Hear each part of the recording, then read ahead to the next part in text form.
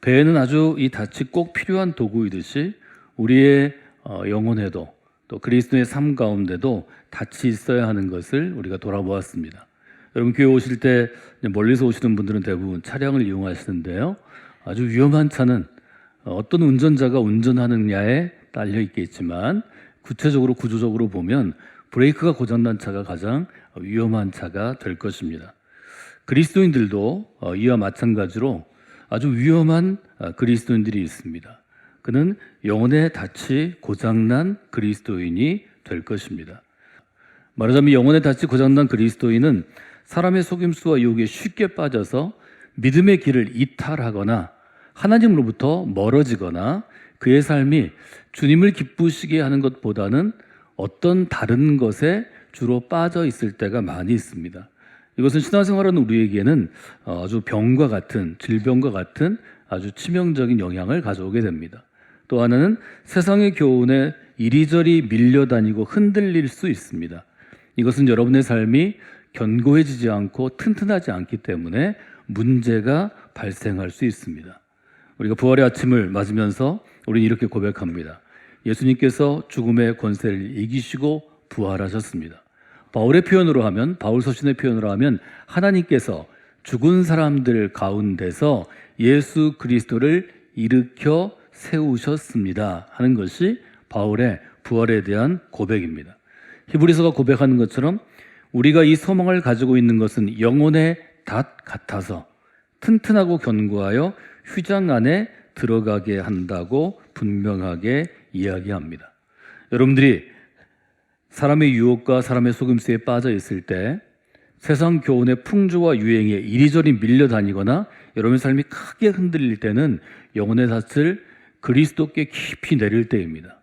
우리는 고난주간 엿새간을 통하여서 영혼의 닻을 내리는 것이 어떤 의미인지를 우리가 다 함께 돌아볼 수 있었습니다.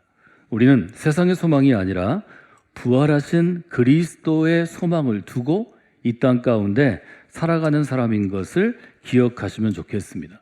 죽음의 권세를 이기시고 부활하신 주님께 영혼의 닻을 내리는 사람은 어려움이 오지만 어려움의 상황 가운데서도 믿음을 붙잡고 이겨낼 수 있습니다. 여전히 고난이 우리 앞에 있을 수 있지만 고통의 상황 가운데 또 힘든 가운데 있을 수 있지만 흔들리면서도 중심을 다시 잡고 다시 시작할 수 있습니다. 이 점을 여러분들이 보시면서 부활의 메시지, 부활의 기쁨들을 두시는 여러분들이 되시기를 주님의 이름으로 부탁을 드립니다. 고난주간에 우리는 이런 주제들을 다루었습니다. 지혜 가운데 영혼의 닻을 내리는 인생이 지혜로운 인생을 살아갈 수 있습니다. 에베소 5장의 말씀입니다. 지혜로운 인생은 어떻게 살아가나요? 저희는 우리 교회가 상징, 교회의 상징, 이미지, 교회의 심볼로 쓰는 등대에 비추어서 얘기했습니다. 등대는 어떤 존재인가요? 등대는 나를 보아달라고 요란하게 소리치지 않습니다. 등대는 소리치는 존재가 아닙니다. 외치지도 않습니다. 그러나 사람들이 등대가 거기 있는 것을 압니다. 그래서 우리가 이렇게 정리했습니다. 등대는 요란하게 소리치지 않습니다. 다만 빛을 비추일 뿐입니다. 사랑하는 여러분, 여러분이 하나님의 선택을 받고 그리스도인으로 부르심받은 그 순간부터 여러분은 빛이 되는 것입니다. 내가 빛을 내서 빛이 되는 것이 아니고 이제부터 너희가 주 안에 빛이라 하는 에베소 5장의 말씀을 따라서 예수 그리스도께서 우리 안에 계시기 때문에 그분이 빛이기 때문에 그 존재가 빛나기 때문에 우리도 덩달아 빛나는 존재가 되는 것입니다. 내가 빛을 비추려고 노력하는 사람들이 많이 있습니다. 물론 중요한 노력일 수 있지만 세상 가운데 우리의 부족함과 연약함과 우리의 죄된 심성이 빛이 나는 것은 쉬운 일이 아닙니다. 오히려 그리스도를 내 안에 모셔드리면 그리스도 안에 살아가면 그리스도께서 빛이 나시기 때문에 우리의 삶도 곁들어서 함께 빛나는 존재가 되는 것, 그 점을 기억해야 한다고 우리가 말씀을 드렸습니다. 영혼의 닻을 내린 삶은 멋진 삶을 살아갈 수 있습니다. 그러나 멋있는 삶은 멋있는 곳에서 쓰여지지 않습니다. 멋있는 삶은 가장 낮은 곳에서 쓰여질 때가 많이 있습니다. 멋있는 삶은 내가 강할 때 쓰여지는 것이 아니라 나의 약함을 그리스도 앞에 내려놓고 내 약함을 통하여 그리스도가 드러낼 때 그때 멋있는 삶이 될 수 있습니다. 멋진 삶을 기대하는 사람은 멋진 곳을 기대하는 것이 아니라 하나님께서 임하시는 것, 예를 들면 구유와 같이 낮은 것, 주님이 걸어가신 십자가의 길, 요셉이 빠졌던 구덩이, 바울이 갇혔던 감옥과 같은 곳에서 시작되는 것입니다. 영혼의 닻을 내린 사람은 이 진리를 깨닫게 됩니다. 인생을 살아가면서 쉽게 얻은 것은 내 곁에 오래 머무르지 않습니다. 바꿔 얘기하면 어렵게 얻은 것이 내 곁에 오래 머무르게 되어 있습니다. 믿음이 그러합니다. 우리가 예수 그리스도를 믿고 그리스도인이 되고 몇 달 만에, 1년 만에 우리가 아주 성숙한 그리스도인이 되는 것은 그렇게 이루어지지 않습니다. 하나님께서는 우리가 쉽게 얻는 것보다는 마땅히 흘려야 할 땀과 눈물의 대가를 치르고 자기를 부인하고 자기 십자가를 지고 그리고 하나님의 길 가운데 가는 것을 아주 기쁘게 바라보십니다. 특별히 우리가 살아가면서 해야 될 일이 있습니다. 금요일 예수 그리스도의 십자가 앞에서 우리 침묵의 중요함을 배웠습니다. 침묵은 하나님의 일하심을 기다리는 시간입니다. 침묵은 하나님의 일하심을 기다리며 견디어내는 시간입니다. 침묵은 하나님의 일하심을 기다리며 어떻게든 이 상황 가운데 믿음으로 버티어내는 시간입니다. 우리는 때때로 입을 열 때가 많이 있습니다. 그러나 하나님이 역사하시기 위해서는, 하나님의 일하심을 듣기 위해서는 입을 닫아야 합니다. 반대로 얘기하면 입을 닫고 침묵할 때 하나님이 일하시기 시작하고 하나님이 말씀하시기 시작합니다. 그런 상황에서 본다면, 그런 관점에서 본다면 교회는 우리가 흔히 빨리 은퇴하고 가서 은퇴 후에 살기를 원하는 아름답고 멋진 리조트가 아닙니다. 휴양지가 아닙니다. 관광지가 아닙니다. 교회는 에베소 6장이 우리에게 얘기하는 것처럼 치열하게 악한 세력과 대적하는, 씨름하는 영적인 씨름의 터전이요 영적인 전쟁터와 같다고 우리는 함께 나누었습니다. 여러분, 힘들고 어려울 때, 어려움과 고난이 올 때, 밀려다니거나 흔들거릴 때, 누군가의 유혹에 빠져서 허우적거릴 때, 구덩이에 빠져 있을 때 여러분의 영혼의 닻을 점검하셔야 합니다. 영혼의 닻을 예수 그리스도께 내리시고 아주 굳건한 반석 위에 서서 여러분의 인생의 집을 다시 지어가야 합니다. 여러분의 믿음의 항해를 다시 시작할 수 있도록 준비하셔야 합니다. 여러분에게 그런 믿음의 지혜가 있기를 주님의 이름으로 부탁을 드립니다. 부활절 아침 2024년 성서일과 매 3년마다 교회력에 따라서 매일 혹은 매주일 성경을 읽도록 되어 있는데요. 특별히 복음서 부분은 요한복음을 읽도록 디자인되어 있습니다. 오늘 우리가 함께 읽은 요한복음 20장은 요한복음 20장의 첫 번째 단락입니다. 요한복음 20장을 우리가 몇 개의 단락으로 나누어 볼 수 있는데 1절로부터 10절이 첫 단락입니다. 첫 단락의 중심 주제는 빈 무덤입니다. 안식 후 첫날, 아직 어두울 때 예수님을 너무너무 걱정하던, 십자가의 길을 끝까지 쫓아가고 예수님이 십자가의 고난을 당하고 죽음까지 이르를 때 옆에서 목격했던 증인이었던 마리아가 무덤에 찾아갑니다. 예수님이 어떻게 됐는지 너무 궁금하고 예수님의 시신이 어떻게 됐을까 걱정하는 마음에 그는 슬픔 가운데 울면서 무덤으로 달려갑니다. 무덤이 빈 것을 발견하게 되었습니다. 무덤을 가로막고 있던 돌이 옮겨지고 무덤은 텅 비어 있었습니다. 놀라서 뛰어가서 예수님이 가장 신뢰했던 베드로와 다른 제자에게 이 사실을 보고합니다. 알려줍니다. 베드로도 열심히 뛰어가서 무덤 안에 들어가고 다른 제자도 갔는데 그들이 본 것은 빈 무덤이었습니다. 부활의 새벽은 이 빈 무덤으로부터 시작됩니다. 그러나 빈 무덤을 보았다고 해서 마리아나 함께 갔던 베드로나 또 다른 제자가 예수님의 부활을 믿은 것은 아니었습니다. 20장 9절에 보면 이렇게 되어 있습니다. 그들은 성경에 그가 죽은 자 가운데서 다시 살아나야 하리라 하신 말씀을 아직 알지 못하더라. 부활의 사건은 이런 것입니다. 예수님과 오랫동안 같이 있었지만 예수님께서 이미 십자가의 길과 죽음과 부활에 대해서 미리 말씀하셨지만 예수님을 그토록 사랑하고 따랐던 마리아도 베드로와 같은 제자도 지금 어떤 일이 일어난지를 잘 알지 못한다는 것입니다. 여러분, 신앙생활 하시면서 부활의 사건을 경험하고 부활의 주님을 경험하고 부활의 주님을 만나는 것도 그와 같습니다. 빈 무덤은 볼 수 있지만 아직 부활의 주님을 만나지 못한 상태가 있다는 것을 알 수 있습니다. 그 다음의 단락은 11절로부터 18절의 두 번째 단락입니다. 이때는 마리아가 다시 빈 무덤을 찾아갔는데 그때 부활의 주님을 만나는 사건입니다. 11절은 이렇게 시작합니다. 마리아가 무덤 밖에 울면서 서 있었습니다. 마리아가 몸을 구부려서 목을 빼고 허리를 구부려서 무덤 안을 들여다보니 그 안에 두 사람이 있었는데 흰옷을 입고 있었습니다. 요한복음은 흰옷 입은 두 천사라고 이야기합니다.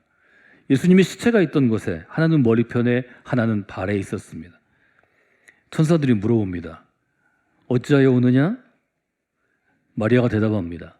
사람들이 내 주님을 옮겨다가 어디에 갖다 두어서 무덤이 빈 것 같은데 내가 그곳을 알지 못하니 울 수밖에 없습니다.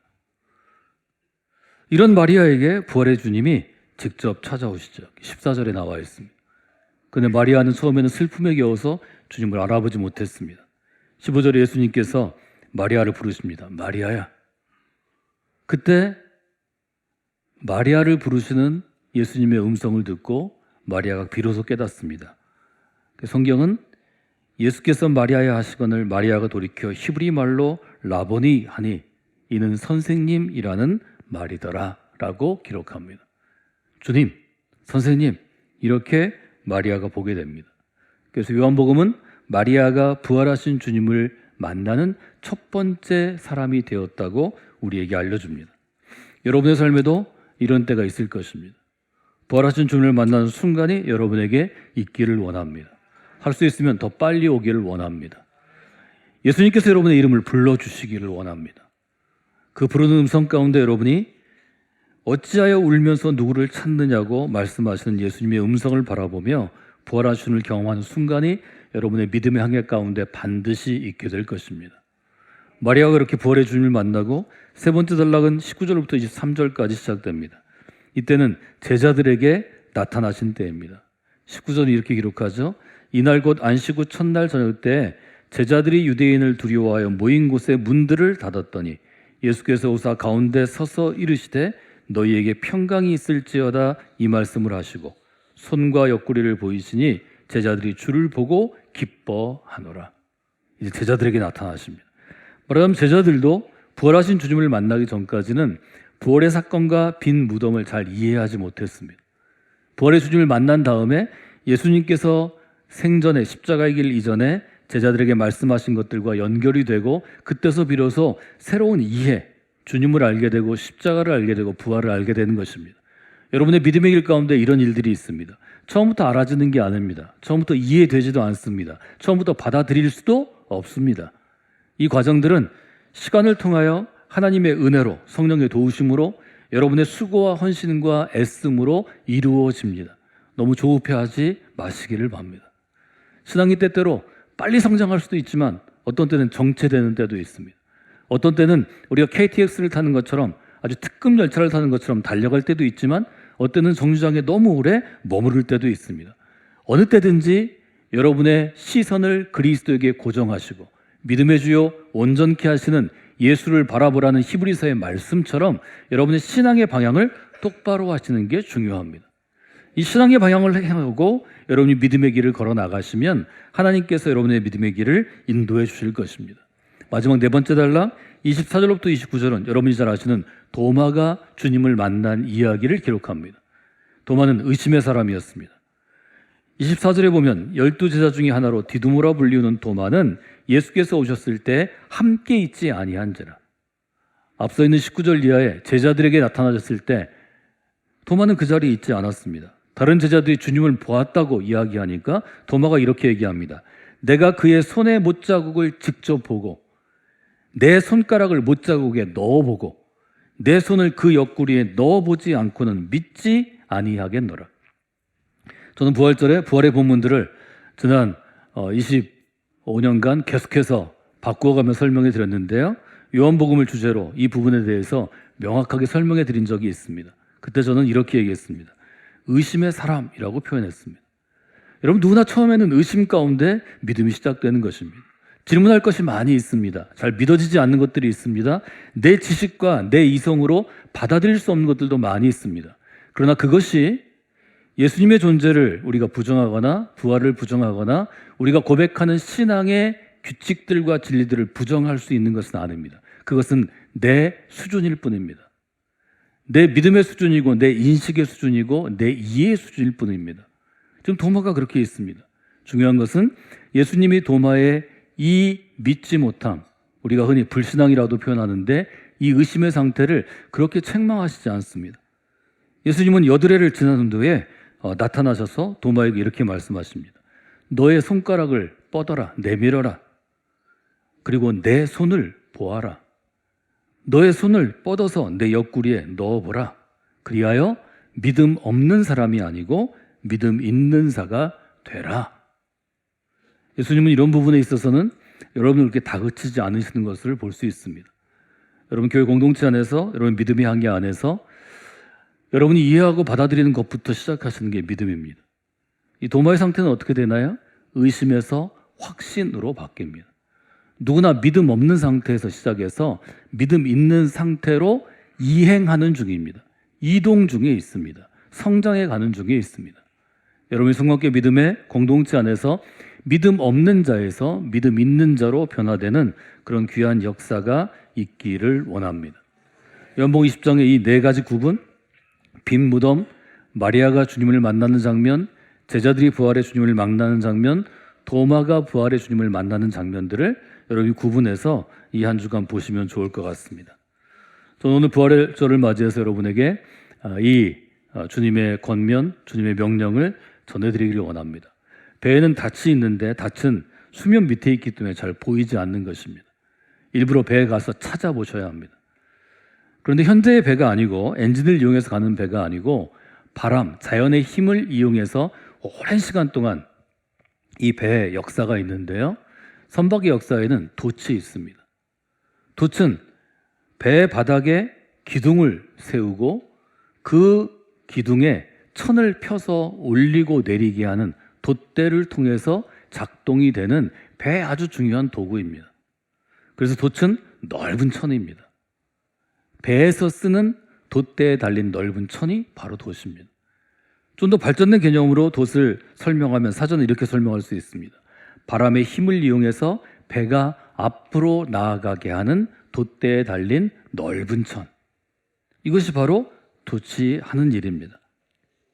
지금의 배는 엔진을 이용해서 동력을 얻지만 아주 오랜 시간 사람이 직접 노를 젓거나 그렇지 하지 않고 점점 배가 커질 때는 좀 더 빨리 가고 싶을 때는 동양이 되었든 서양이 되었든 돛을 이용해서 배를 만들었습니다. 닻은 배를 세우는 데, 정박하는 데 쓰이고 돛은 동력을 얻어서 움직이는 힘을 얻어서 돛은 항해하는 데 쓰입니다. 즉 내가 원하는 곳을 향해 앞으로 나아가는 데 쓰이는 것입니다. 그래서 이 닻과 돛의 균형은 매우 중요한 것입니다. 우리가 떠날 때는, 배가 떠날 때는 닻을 내리는 게 아니라 닻을 올려 배에 실어야 합니다. 배가 떠나야 할 때는 닻을 올린 다음에 돛을 펼치고 돛을 돛대까지 올려놔야 합니다. 그래야 바람을 받아서 나가는 것입니다. 이 배가 항구를 들어가기 위해서 항구에 들어가서 세워놓기 위해서는 돛을 다시 접고 천을 내린 다음에 닻을 내려야 그래야 배가 정박할 수 있습니다. 다시 돛으로 돌아오면 돛은 영어로 sail입니다. sail은 돛이라는 의미도 있지만 동사로 쓰여지면 항해하다라는 뜻이 있습니다. 그래서 영어로 된 노래 중에 sailing이라는 노래가 여러 곡 됩니다. 돛은 곧 항해를 위한 것입니다. 부활절입니다. 부활의 주님을 만난 사람들의 삶에는 어떤 변화가 있었습니까? 그들이 부활의 증인으로 변화되었습니다. 요한복음 20장으로 돌아가면 17절에 마리아에게 얘기하십니다. 너는 내 형제들에게 가서 이르되 전하라는 것입니다.